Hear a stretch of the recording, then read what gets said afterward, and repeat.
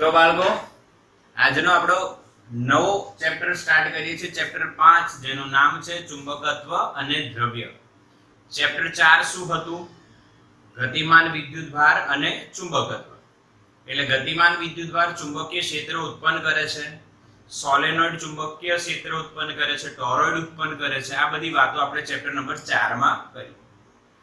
હવે ચેપ્ટર 5 માં આપણે શું વાત કરવાની છે? કે ચુંબકત્વ અને દ્રવ્ય આ શું છે, કન્સેપ્ટ શું છે? ચુંબકત્વ ક્યાંથી કઈ રીતના ચુંબક મળ્યો, ચુંબકના ગુણધર્મો શું, ક્ષેત્ર રેખાઓ ના ગુણધર્મો શું, લાક્ષણિકતાઓ શું, આ બધો અભ્યાસ કરીશું.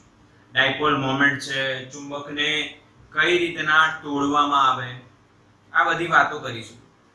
પૃથ્વી ચુંબક તરીકે વર્તે છે એ પણ વાત કરીશું આપણે. દ્રવ્ય દ્રવ્ય એટલે શું છે? કે ભાઈ પૃથ્વીમાંથી મળતું ચુંબક જે છે એ એક લિમિટેડ પોર્શન છે. હવે તમે પૃથ્વીમાંથી ચુંબક કાઢ કરશો તો એક સમયે ખલાસ થશે ને, સંપૂર્ણપણે એનો નાશ થઈ જશે, એટલે એ વપરાઈ જશે બધું જ.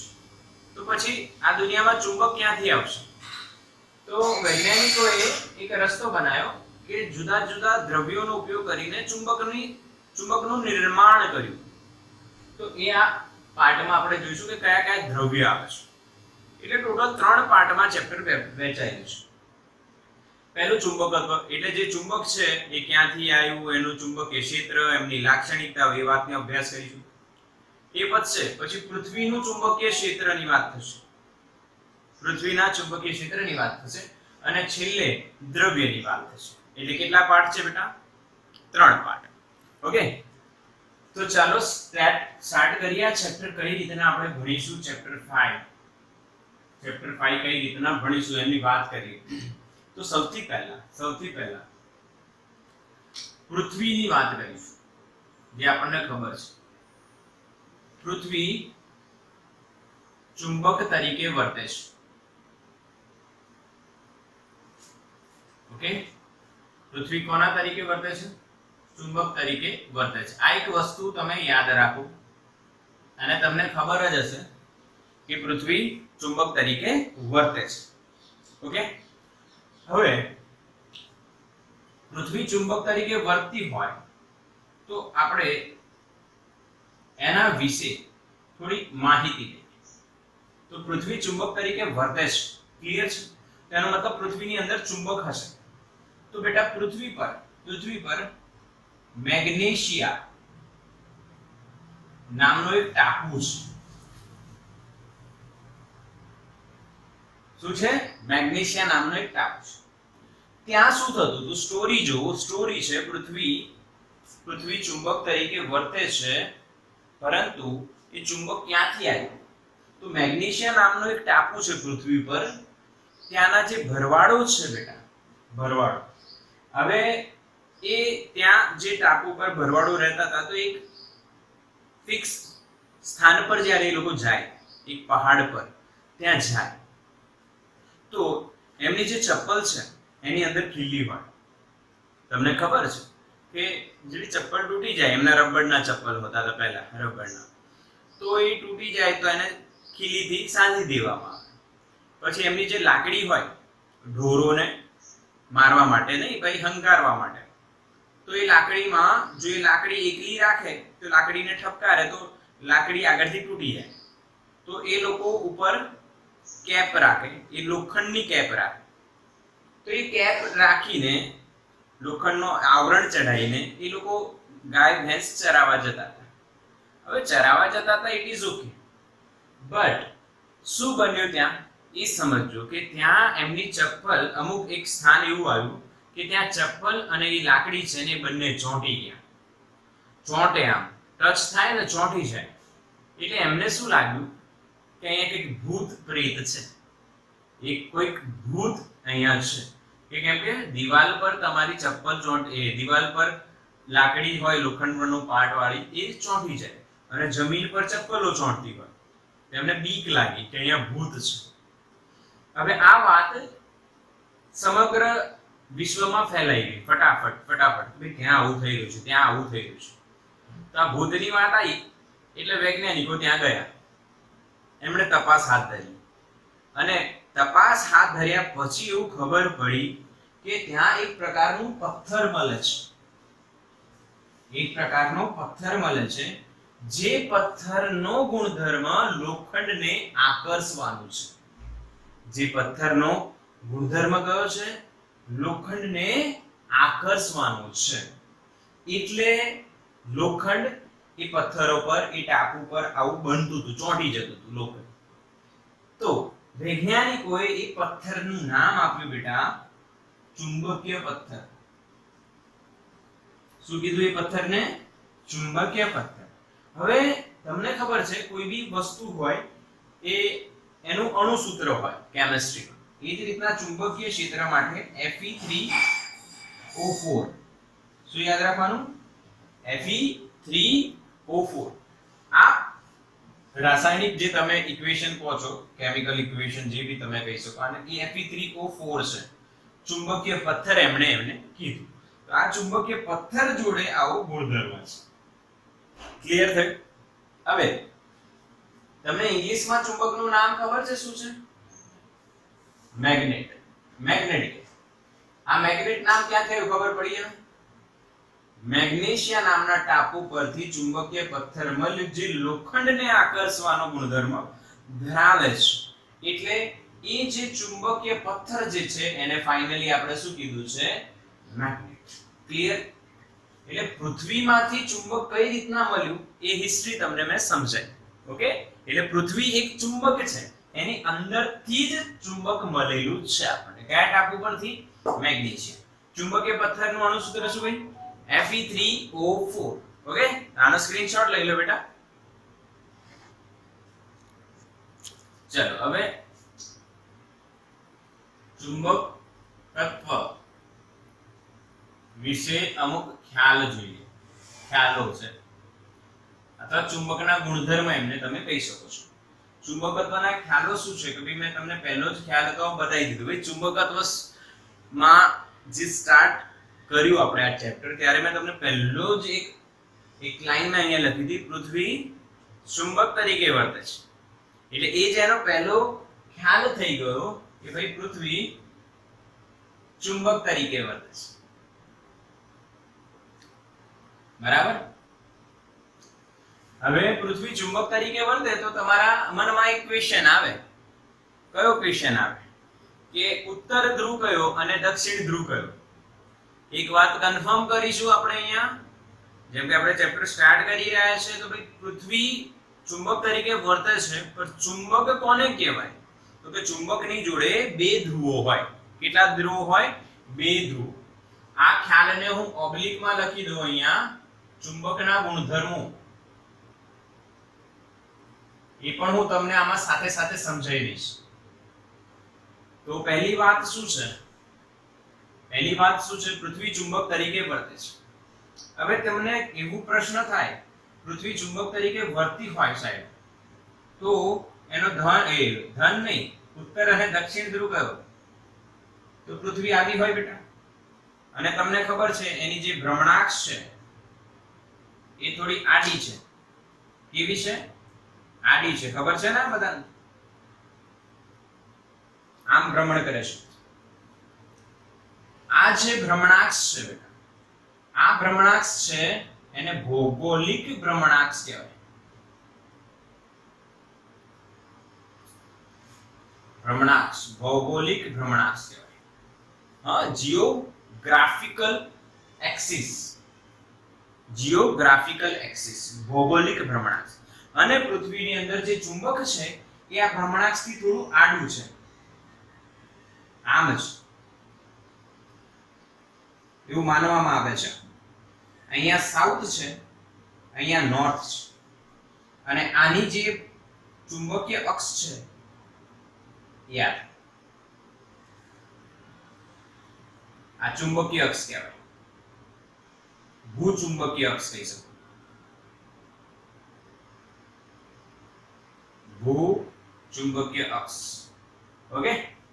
આવું હોય છે. આ રિયાલિટી ડ્રો કરું છું બેટા, રિયાલિટી ડ્રો કરું છું. સમજજો આને કે ભાઈ પૃથ્વી ચુંબક તરીકે વર્તે છે, હવે ધ્યાન આપજો અહીંયા વાત મારી સમજજો.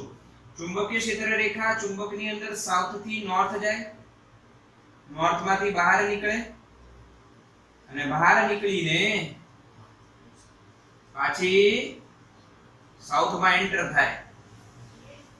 હા કે ના? હવે સમજજો મારી વાત.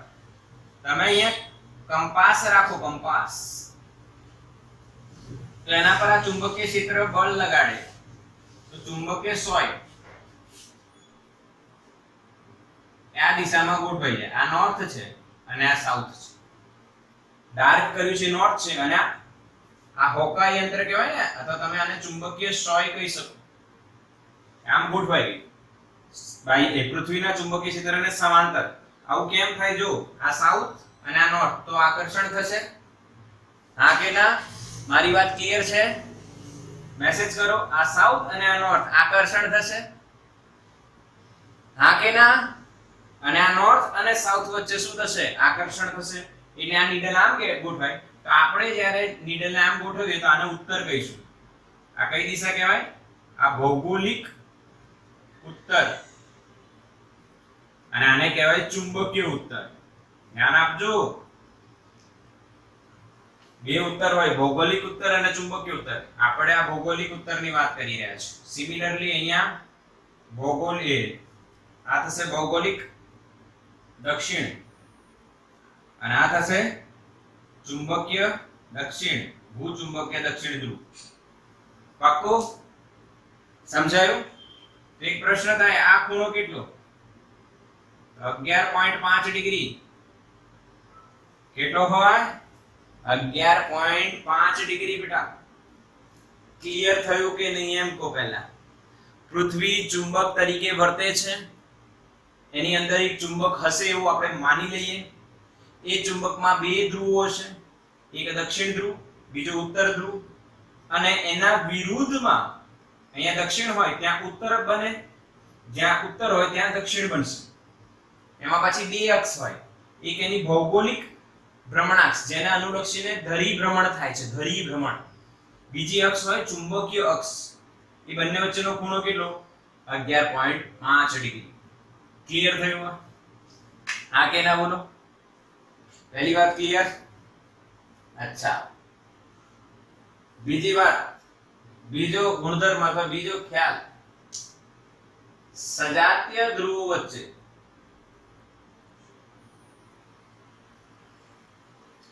અપાકર્ષણ અને વિજાતીય ધ્રુવો વચ્ચે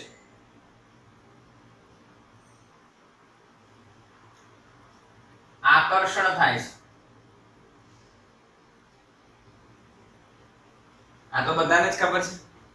સજાતીય ધ્રુવો વચ્ચે અપાકર્ષણ અને વિજાતીય ધ્રુવો વચ્ચે આકર્ષણ. આ બધાને ખબર છે, આવડે છે ને આ બધાને? નોર્થ નોર્થ અને સાઉથ સાઉથ હોય તો શું થાય? નોર્થ નોર્થ અને સાઉથ સાઉથ હોય તો શું થાય? અપાકર્ષણ. અને નોર્થ સાઉથ હોય તો, કા સાઉથ નોર્થ હોય તો આકર્ષણ થાય. એટલે અહીંયા ડ્રો કરું છું ખાલી ભાઈ, નોર્થ અને આ બાજુ નોર્થ હોય અથવા સાઉથ અને સાઉથ છેડો તમે નજીક લાવો તો અહીંયા અપાકર્ષણ થાય. અને નોર્થ અને સાઉથ નજીક આવે અથવા સાઉથ અને નોર્થ નજીક આવે, એક જ વાત છે. તો અહીંયા શું થશે? આકર્ષણ. આનો તમને લોજિક ખબર છે જ? ચલો ક્લિયર? આ બીજો ગુણધર્મ. આનો સ્ક્રીનશોટ લઈ લો, આનો સ્ક્રીનશોટ લઈ લો ફટાફટ. આગળ જઈએ. ત્રીજું જે ચુંબકત્વ ગુણ, ચુંબકત્વ વિશેનો ખ્યાલ છે. Okay, done? યસ. ત્રીજો પોઈન્ટ છે બેટા, ચુંબકીય ધ્રુવોને છૂટા પાડી શકાતા નથી. ચુંબકીય ધ્રુવોને છૂટા પાડી શકાતા નથી. ત્રીજો પોઈન્ટ.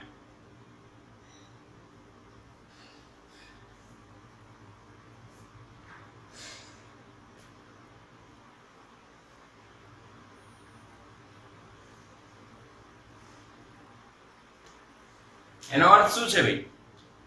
તો આ બંધન તૂટે નહીં એવું છે ભાઈ. નોર્થ અને સાઉથ વચ્ચેનું બંધન તૂટે નહીં, હંમેશા જોડાયેલા રહે છે. તમને એનો અર્થ સમજો. બીજું એક લખી શકીએ અહીંયા. એટલે ચુંબકીય ધ્રુવ જે હોય છે, ધ્રુવો લઈએ, બે ધ્રુવ હોય નોર્થ અને સાઉથ, એ સ્વતંત્ર અસ્તિત્વ ધરાવતા નથી. જ્યારે વિદ્યુત ધ્રુવો જે હોય છે,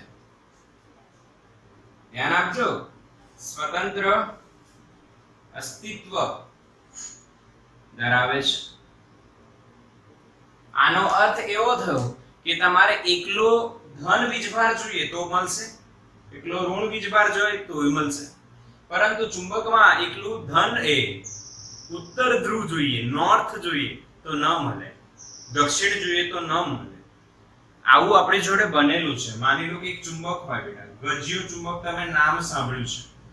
આ સાઉથ હોય અને આ નોર્થ હોય, આ સાઉથ હોય અને નોર્થ હોય. જો આના બે ટુકડા કરો બેટા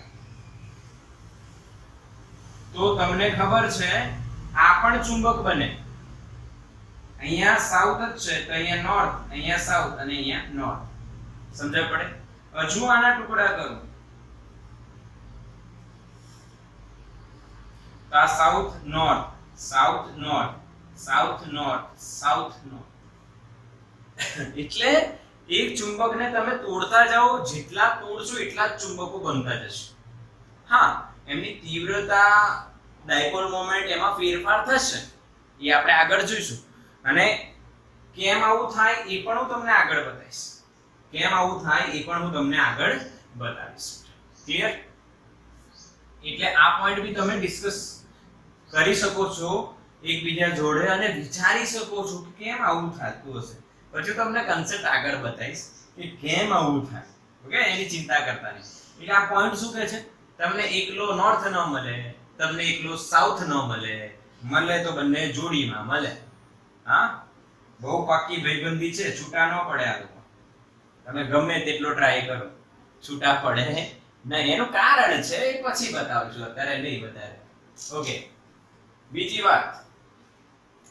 વાત વિદ્યુત જે છે, વિદ્યુત ધ્રુવો, જેમ કે તમને પ્લસ ક્યુ જોઈતો હોય તો એકલો મળે, માઈનસ ક્યુ જોઈતો હોય તો એકલો મળે. હા, એટલે આ બંને ધન અને ઋણ વીજભારો સ્વતંત્ર અસ્તિત્વ ધરાવે છે, પર ચુંબકીય ધ્રુવો એટલે નોર્થ અને સાઉથ સ્વતંત્ર અસ્તિત્વ ધરાવતા નથી. ચોથો પોઈન્ટ બેટા, ચોથો પોઈન્ટ ધ્યાન આપજો. એક વસ્તુ અહીંયા સમજવાની છે તમારે, કે જેમ તમે પ્લસ ક્યુ લખો છો, અહીંયા માઈનસ ક્યુ લખો છો, આ ધ્રુવો વચ્ચેનું અંતર જે છે, માની લો તમે 2a લખ્યું, તો આ બે ધ્રુવો વચ્ચેનું અંતર 2a થાય છે. આ એક નોર્મલ વાત છે. આ ધ્રુવો વચ્ચેનું અંતર કેટલું થાય છે? 2a થાય છે. પરંતુ ચુંબકમાં આવું નથી. ચુંબકમાં આવું નથી. ધ્યાન આપજો, અહીંયા સમજજો. આપણે ગજિયું ચુંબક લઈએ, ધ્યાન આપીશું બેટા. ગજિયું ચુંબક જે છે, તો આ એની લંબાઈ થઈ, જે જીઓગ્રાફિકલી ભૌમિતિક જે લંબાઈ કહીએ આપણે, ઓકે, લેન્થ હોય lg. હવે આ અહીંયા સાઉથ લઈએ અને અહીંયા નોર્થ લઈએ, તો જે સાઉથ અને નોર્થ વચ્ચે જે અંતર છે બેટા, એ મેગ્નેટિક ડિસ્ટન્સ આપણે લઈએ lm. તો આવું પ્રેક્ટિકલી જોવામાં આવ્યું છે કે આ અંતર ઓછું છે, ધ્રુવો વચ્ચેનું અંતર જે એની લંબાઈ છે, ચુંબકની લંબાઈ એના કરતા ઓછું હોય છે. ક્લિયર? એટલે કેટલું ઓછું હોય એનું મૂલ્ય પણ તમને આપ્યું છે. lm બરાબર 5/6 lg. એટલે પ્રાયોગિક રીતના આ મૂલ્ય મેળવવામાં આવ્યું બેટા, કે જે ચુંબકની લંબાઈ છે એના કરતા 5/6 ગણું એ ધ્રુવ વચ્ચેનું અંતર છે, એટલે ઓછું છે. 5/6 કરશો એટલે 1 કરતા નાનું મળશે, એટલે lm ઓછું છે. બટ જ્યારે આપણે ગણતરી કરીશું તો એપ્રોક્સિમેટલી lg અને lm ને શું લઈશું? સરખા લઈશું. સમજ્યા પડી? હા કે ના? છેલ્લો પોઈન્ટ છે ચુંબક તત્વ વિશેના અમુક ખ્યાલો અને ચુંબકના ગુણધર્મો બેટા. છેલ્લો પાંચમો પોઈન્ટ છે. પાંચમો પોઈન્ટ શું છે સમજો કે ભાઈ લોખંડ અને તેની મિશ્ર ધાતુઓ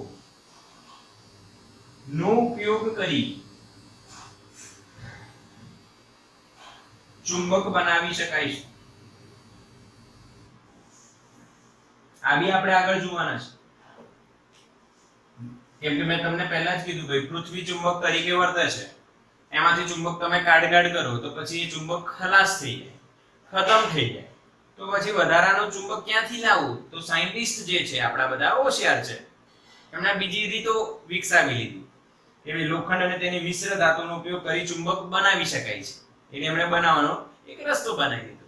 ઓકે, તો આ ખ્યાલો છે અથવા ચુંબકના ગુણધર્મો છે. 5 ગુણધર્મો મેં તમને બતાવ્યા. જોઈ છે પર બધા એક સાથે લિસ્ટ આઉટ કરીને પછી ભણવું અઘરું થઈ જાય. એટલે આપણે લિમિટેડ જોઈએ, આટલું તમારા માટે સફિશિયન્ટ છે. આનો સ્ક્રીનશોટ લો બેટા. હવે નેક્સ્ટમાં આપણો જે ટોપિક છે બેટા એ છે ગજિયો ચુંબક. ગજિયો ચુંબક, બાર મેગ્નેટ. હા, ભજિયો નથી હો ભાઈ, ગજિયો છે, ભજિયો નથી. હા, પણ ગજિયો પણ એક ડિફરન્ટ વર્ડ આપણા માટે હોય છે કે ભાઈ ગજિયો એટલે શું? તો બેટા બાર મેગ્નેટ એટલે જે લંબઘન હોય, જેમ કે અહીંયા ડસ્ટર હું તમને બતાવું, આવો આકાર હોય. આ જે આકાર છે એવો ચુંબક હોય તો એને ગજિયો ચુંબક કહેવાય. હવે ચુંબકના અલગ અલગ આકાર બી હોય એ તો ખબર છે ને પાછું. ઘોડાની નાળ જેવો ચુંબક હોય, હા, પછી બાર મેગ્નેટ એટલે ગજિયો ચુંબક હોય, પછી તકતી જેવું હોય, ડિસ્ક જેવું હોય, ઓકે, નળાકાર બી હોય, અલગ અલગ આકાર હોઈ શકે. એટલે ઢગલો આકાર છે. તમે એ તો આગળ શીખશો કઈ રીતના એને ચુંબકીય ક્ષેત્ર એને ઉત્પન્ન કરવામાં આવે અને કઈ રીતના ચુંબક બનાવવામાં આવે. પણ આપણે એક સ્પેશિયલ ટાઈપ આમાં ફોલો કરીશું જેનું નામ છે ગજિયો ચુંબક. શું છે જેનું નામ? ગજિયો ચુંબક બેટા. તો ગજિયો ચુંબકનો આકાર કેવો હોય તે તમને અહીંયા ડ્રો કરીને આપું છું બેટા. લંબઘન જેવો હોય. ઓકે, આવો આકાર હોય ગજિયા ચુંબકનો. સિમ્પલ છે, પણ આપણે આવું નહીં દોરીએ. હવે વારંવાર આવું નહીં દોરવાનું, આપણે સિમ્પલ આવું જ દોરીશું. આ ગજિયો ચુંબક. ઓકે, અહીંયા સાઉથ હોય અને અહીંયા નોર્થ હોય. હમણાં જ આપણે બતાવ્યું અહીંયા આ ધ્રુવ વચ્ચેનો અંતર LM અને એની ભૌમિતિક જે લંબાઈ હોય LG લખ્યું. તો LM એ 5/6 LG થાય. આ ગજિયા ચુંબક વિશેની થોડી ઇન્ફોર્મેશન. હવે એક બીજી વાત કરીશું અહીંયા. ધ્યાન આપજો બેટા. ગજિયા ચુંબકની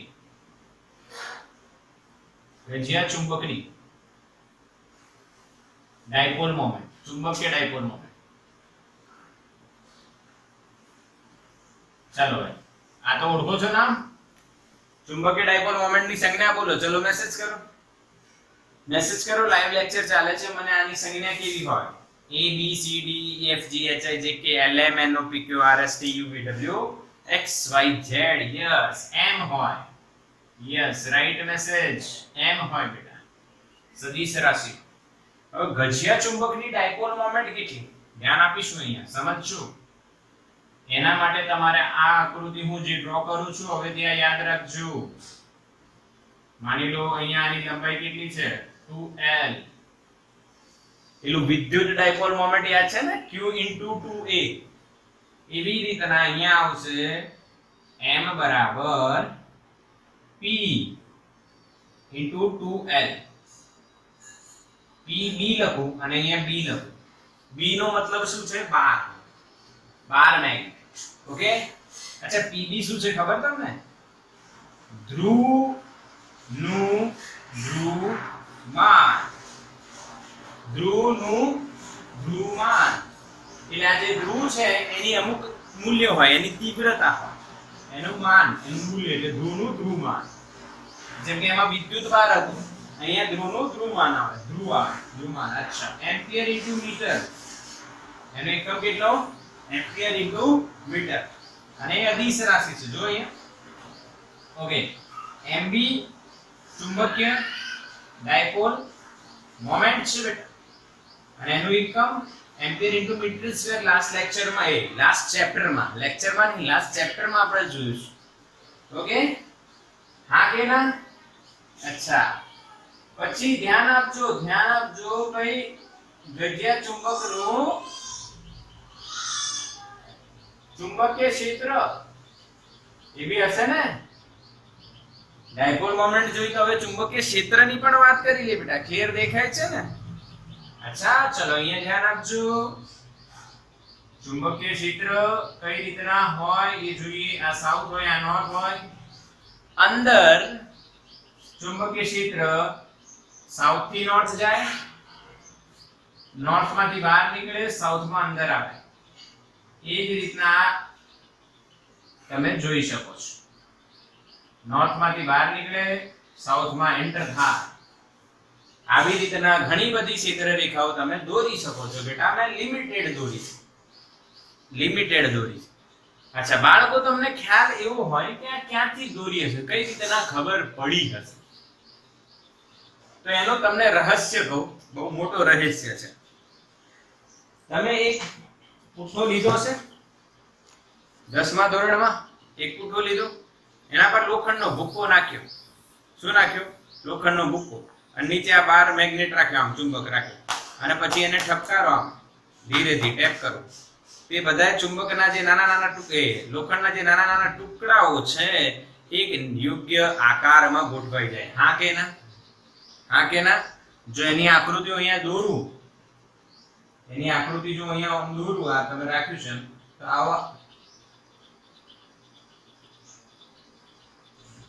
આવું દોરાય.